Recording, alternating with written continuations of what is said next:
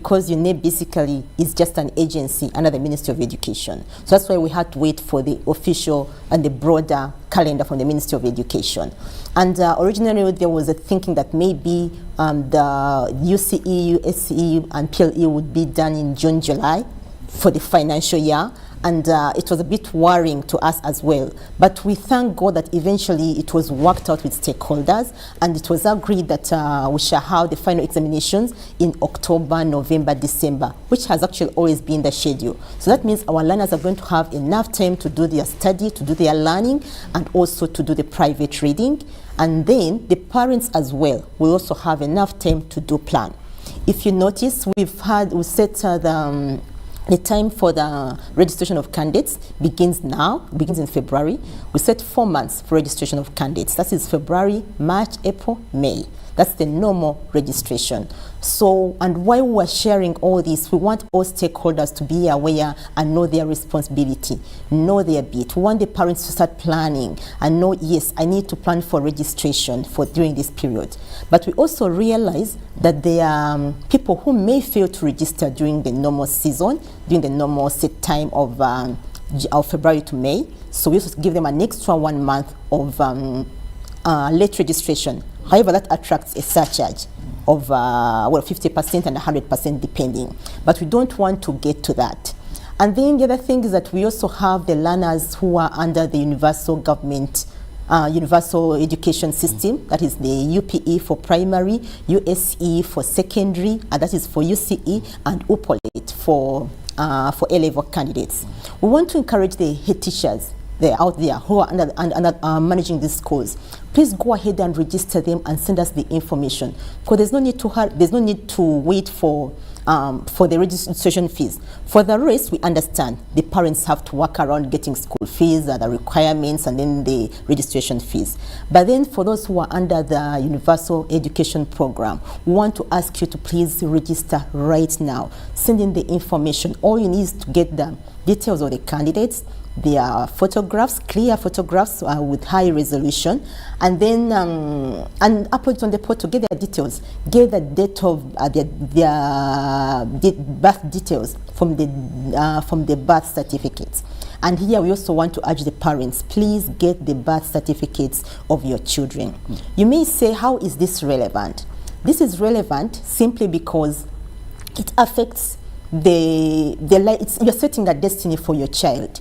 And the documents that they are going to use are the ones they are going to use for the rest of their lives. So the earlier you start, the better. We want to have consistency. If somebody is called Jennifer Caroline Sambo, of course we get married and we change our names for the ladies. Let's say you're called Jennifer Nakaiza Kalori, and that's how we want the order of your names to appear. We want it to be the same on your birth certificate, on your PLE certificate, on your UCE certificate, USC certificate, and then the other documents later, the national Maybe Jennifer, let's help the parent watching us who is on UBC TV right now to understand what are the requirements. Let's begin at the requirements for a candidate to be registered for PLE, for A-level, for O-level, because you said the registration exercise commenced in Feb. Yeah. So it's ongoing, and they have only a period of 4 months from now. Only. or else they'll have to attract a surcharge, yes, which I think for P7 is 100%. Then 100%, that means you're paying times 2 what you're supposed to pay. Yes. For O-level, it's 50%, and A-level 50%. So we shall look at that later, but we are saying right now we want to understand what do we need. When I hear birth certificate, someone will tell you some people don't even know where they were born, and the person in this generation I really don't think. But anyway, the whole thing is that we want, because we've seen this over the years. Somebody comes and says, I want to change my date of birth, and we do not do that. I want to change my names to this and this. We don't do that. People get issues. You find that PLE certificate has another name, UCE has another name, national ID has another name, passport has another name. So who is that? So who is that? And it could be the same names, but the order of names. So we want to, for our children who still have the opportunity, we want to do that. That's why we want the consistency. Not because the birth certificate is so critical, but we want to have consistency. And that is it for now. So for now, all that somebody needs is just to know that the birth certificate. And why we want to see the birth certificate, at times you get a father coming in and saying, the father comes in and he says maybe she was born in March 27 or whatever, 2012. And then the mother said, no, it's not Jennifer was born in March. It is James was born in March. Because so we don't want to have that kind of disturbance. That's why we want everything documented. But the critical thing now, as long as you have that information, the pictures are taken from school. That is basically all you need, and then the money for the registration. And then for the UCE, for the secondary, the subjects which you are going to do, that is also very critical. Which subjects do you plan to register for? Because there could be a range of different subjects that the school is offering. There could be maybe 15 subjects. So which subjects are you offering? That is also very critical for us. Even for USCE, which subjects are you offering? And so for registration for primary leaving examinations, the fee is 34,000 shillings. And then that is normal registration. And then for UCE, that is senior 4, the fee is 164,000 shillings. And then for USCE, the fee is 186,000 shillings. That is for normal registration until 31st of May 2022. Well said, Jennifer. Looking at the figures, one would expect maybe these would have reduced because we are coming from a time of COVID-19. But when I look at, basically they're within that range. Actually, we haven't changed our figures since time immemorial. Since time immemorial, and this is why I'm saying, from where we are coming from, COVID-19, the challenges, a father who could be having 4 children at primary 7, if each is going to pay 34,000 in case they register in time, because our lovely parents are watching us, please, the best is register within these 4 months. For a surcharge at primary is 100%. So if 34,000 is a problem, if you're taken by the deadline, then that means you're paying 68,000. And if you have 3 children, 2 children sitting senior 4, you understand where you're going. For UCE, that is 164,000 if you pay within time. But this has a 50% surcharge. In case you do not meet that, you have to pay that plus a 50%, half of that, you know where you lie. For UACE, that is 186,000 with a surcharge of 50% increment. Now let's look at these figures. We're all coming from a tough time. Why did you choose to maintain them? Wanted us to lower, put them higher? Reduce them. Reduce them. No, we are not. We do not have, unfortunately, the mandate to do that. Everything that we do is under the law. We have the law, and that is why we are very strict, especially with schools, asking them to make sure they do not call non-UNEP fees UNEP fees. Because once they do that, we are answerable. We will be brought to an audit. We will have an audit query saying, okay, let's say if all schools, let's say for 34,000, they say that the fee, let's say 50,000 UNEP fees. Now somebody will just say, okay, how many candidates did we have? So can we, UNEP, where did you put the 16,000 times 70,000 candidates? And yet we can't explain that, actually these are not UNEP fees. That's why we are very clear, the UNEP fees are this. And then for schools, we don't understand. But Jennifer, on that, how relevant and realistic is this? Because for that time I've gone through education, for that time I've started paying fees for a number of people before that time. But I think no school, if any, where parents actually pay the same amount of money that you're calling UNEP fee for registration. Many schools you have 34,000 primary, but the parents at Sachula still comes and says for registration of our candidates it's 200. Okay, I believe you live in this country. Yes, I do. And we now have a new act. Our UNEP Act, which is 2021. This is the very first exam we are going to hold comprehensively. The Act was assented to in April, so the last examination is just, I think, the USCE, which was held under the new UNEP Act. Now, this is the first time that we are going to hold the examinations under the new UNEP Act, and we are going to implement it to the letter. And the point is, yes, it could be 34,000. Can the schools explain and say, you know what, we have some administrative costs, we have to take the pictures, because they upload these figures online, the data online. They may need to the internet services, they need the service of a service provider, or even hire somebody there full-time. So explain to the parents and tell them, well, UNEP fees are 34,000. However, for administrative costs, we are charging XYZ. And that is it charges for every school. It ranges for every school. And UNEP does not get into the administrative arrangements of the various schools. That is why we are telling them, we want to make it clear what our costs are, but please make the other costs clear to the parents. And in case a parent feels aggrieved, we are going to work with the police, and let them go to police and report this and say, you know what, the school is doing XYZ. UNEP says the fees are 34,000. So what we want is for the schools to explain. I think it's very easy to say. Well, then of what relevance is that? Relevance to what? No, let's as a parent. You know, some of the things we do in this country are really funny to understand, because the challenge of a parent is paying exorbitant fees for registration. Jennifer, we've gone to so many schools where even a parent fails to pay a registration fee. I want to say registration fee. Because much as UNEP, you go ahead and say for primary 7 it's 34,000. And for you, for your accountability, we don't want to have this so many candidates, so you're protecting yourself. But I think the main aim should make this affordable for students. So if at the same time you say, just indicate our this 34,000, but then the school has the right, maybe because you're going to find a school where a child, a candidate to sit PLE, what they are going to ask the money will go to about 200. So that is exorbitant. Please, so there does UNEP come in and say, well, at least the ceiling should be, no matter what you're going to go by, at least this is the list that has to be charged, because this is you being in a safe zone, not for the parents. Yeah, that being will in have a to safe be, zone. because UNEP does not get into the administrative arrangements of the schools. Now they have to go to standards manager, director of standards in the Ministry of Education. That is where they will have to go. But they can also report to us and tell us, because we are going to work hand in hand with police. And this time around, schools, please don't dare.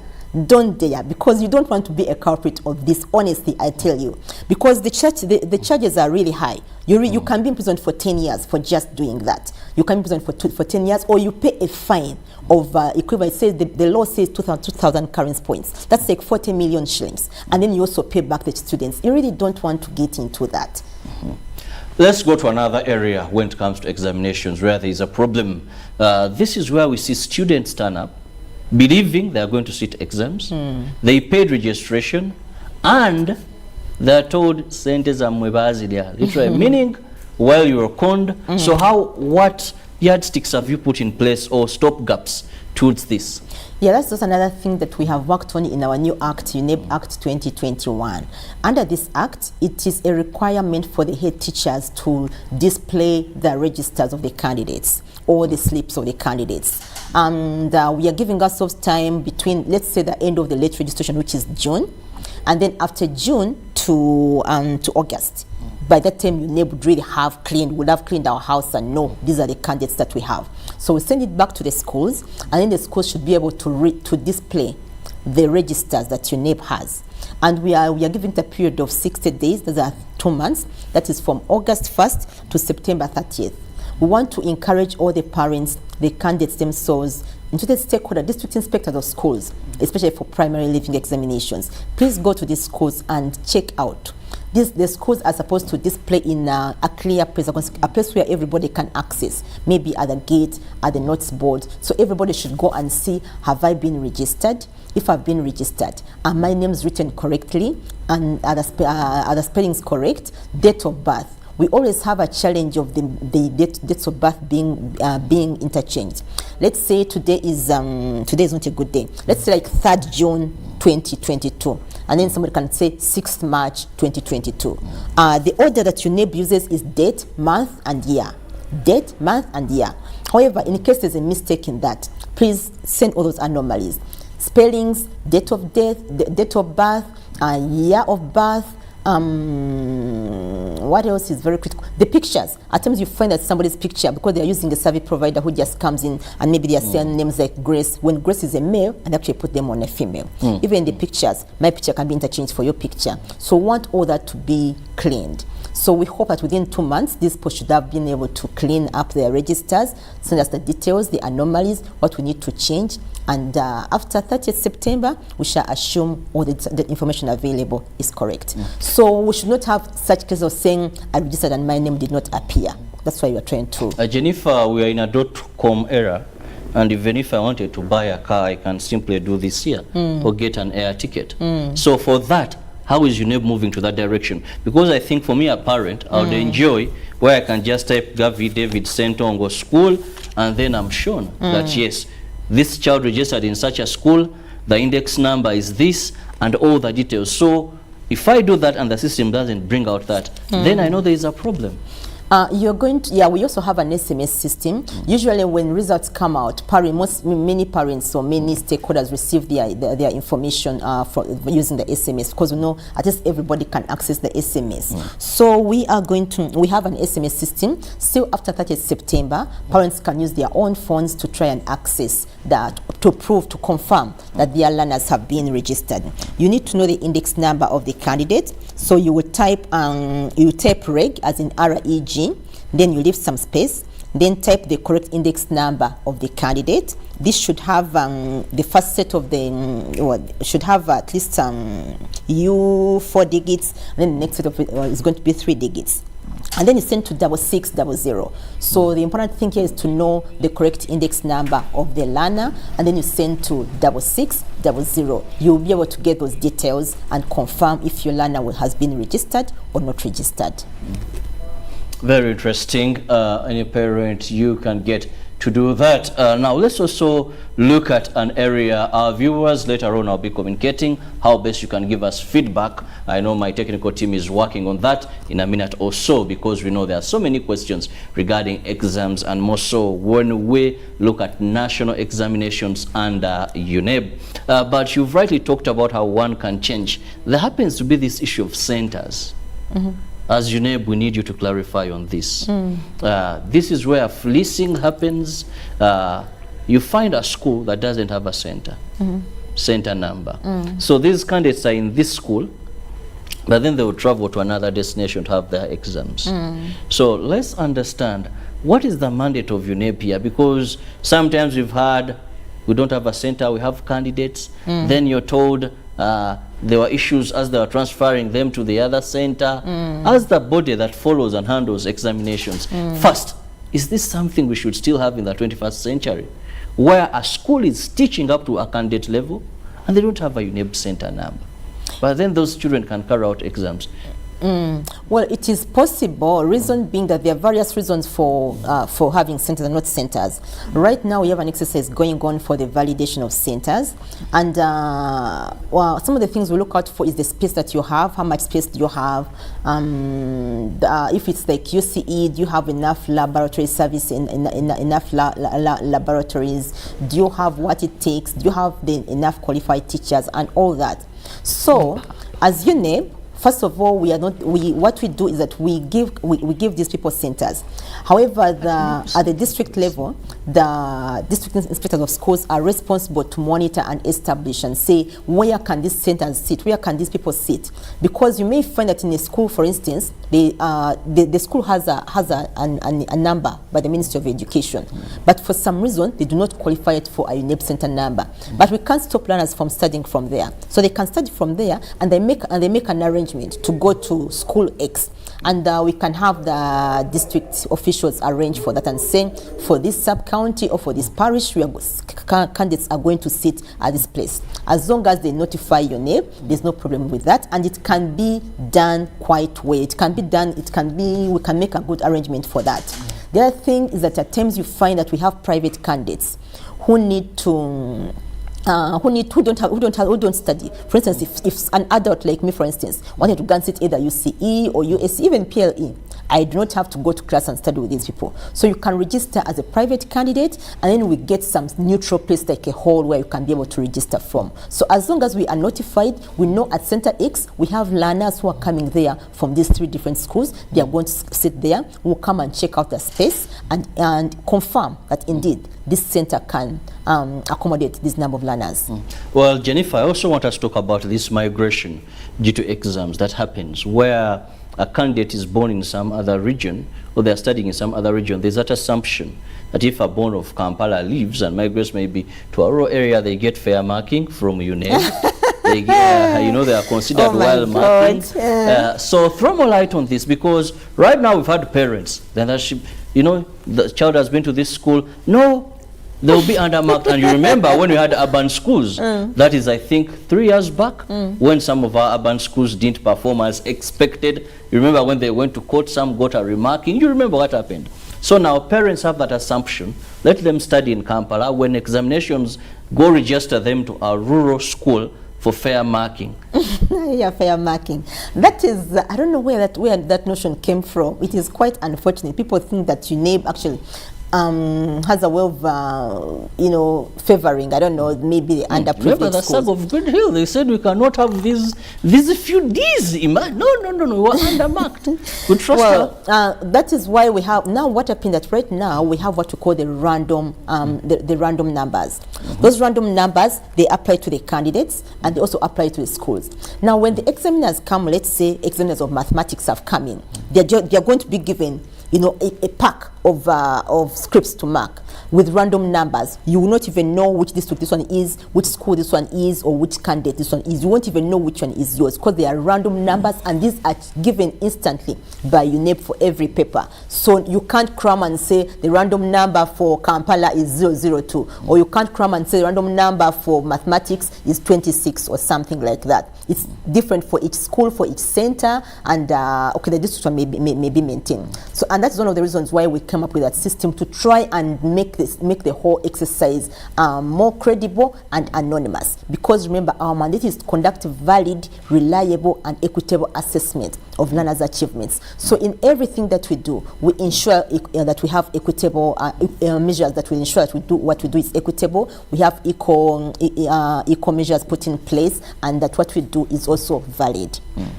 What I want also to confirm, talking about centers, I want to ask schools out there. There may be schools who need to expand their centers. Maybe you've received more candidates than what you did expect. Maybe before you are going to accommodate 100 candidates, and now you find you have maybe 150, or some schools have closed in your area, unfortunately, and you're taking up more candidates. You have an opportunity to come and register, to come and apply for validation of a center, that is an extension, or even a new center, or as the case may be. Right now, we are doing the second phase of center validation, but you can still apply for the third phase of center validation, which will be in April. We want to give an opportunity to all the schools that have the ability to register as many candidates as possible, because we know we are likely to have an overflow, and we don't want some of our learners to be, to be inconvenienced. So if you are able to register for a center, you know the requirements. You need to go to the UNEB e-services. Please go there and apply for center validation, get the requirements, upload the documents which are required, and submit, and then you can be able to arrange for a validation of your center.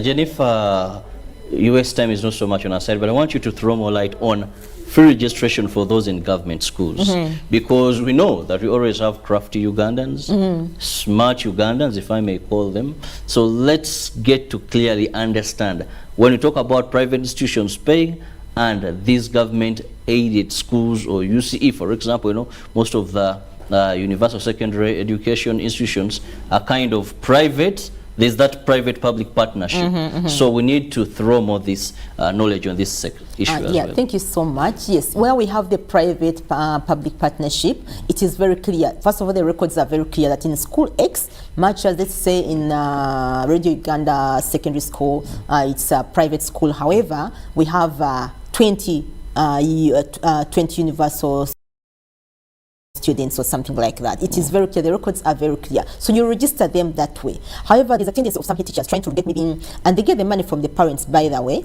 and then you find there are some 30 parents who have paid for the registration of their candidates, for their learners, and then they are registered as USE candidates or UPE candidates, which is quite unfortunate. And because we have these records, we have the records at the Ministry of Education, we are going to work out that. Please, we urge the head teachers, do not register the non-universal education students as universal students, because you have to pay very highly, and there's a high cost at that. It is an offense actually to do that, so we urge you to please not do that. More clarity still, when you talk about that is those that are not supposed to pay, are all pupils in UPE exempted from paying that is registration fee? Please be clear.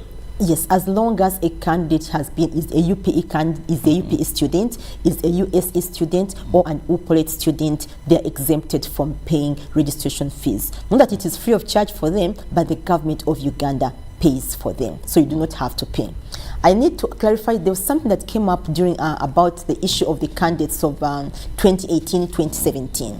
And at that time when the ED released the statement, we needed to get clarification from the Ministry of Education, which we have received right now. So all the 2017 and 2018 candidates who are currently studying in Senior 4 are eligible for registration. So I want to inform the head teachers out there, please go ahead and register. The PLE 2017 candidates, PLE 2018 candidates, they are all eligible to register for UCE 2022 examination. That means an overflow, really. So that brings me to our final question. We know we are in time of COVID-19, and we've got a lot of excuses, valid and non-valid.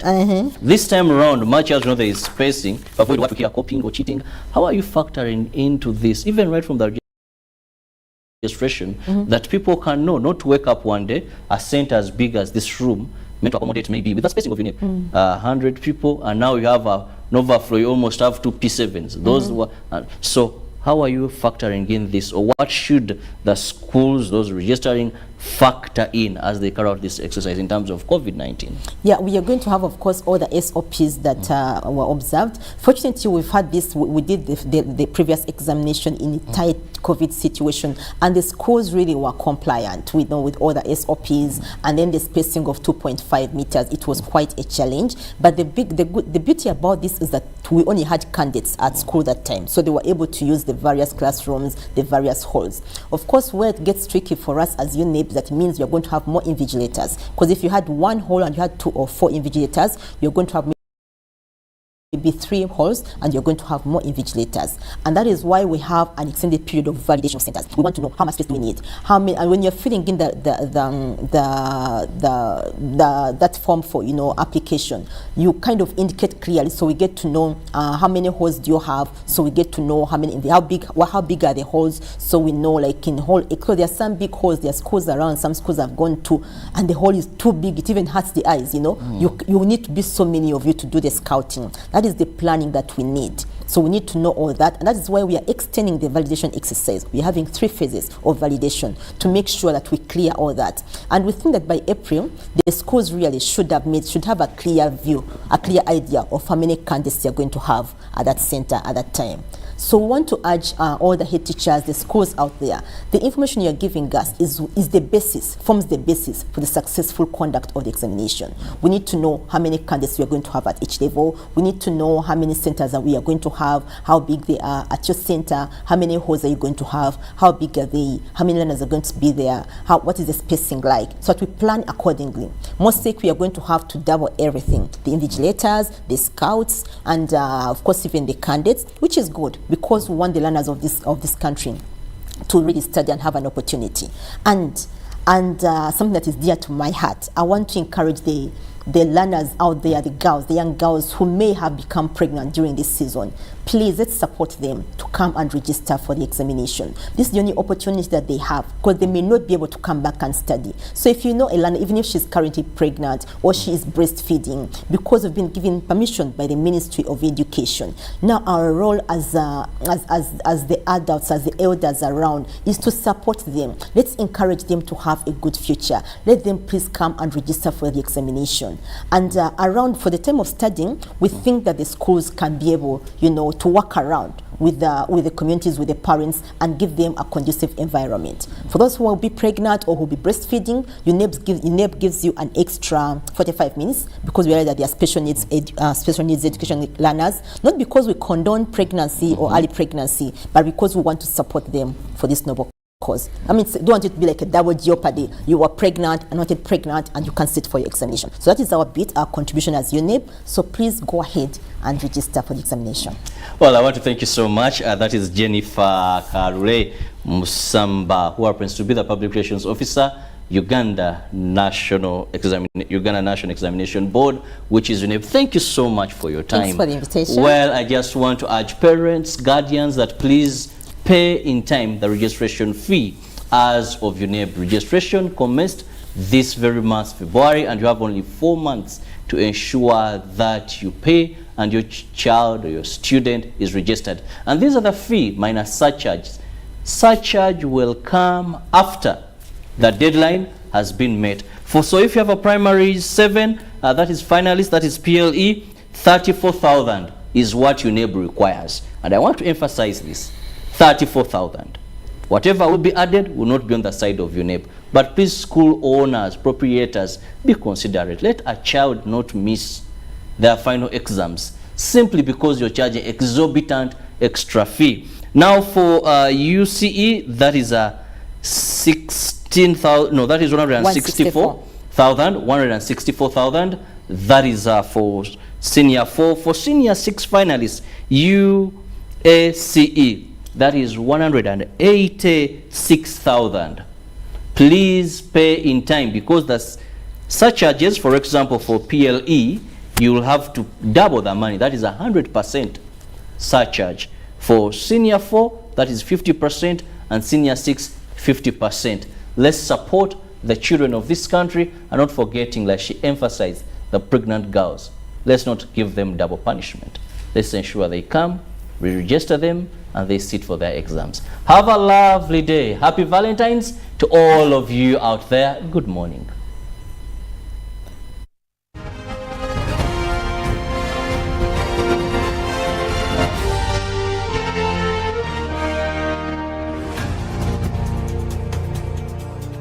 Raising voices.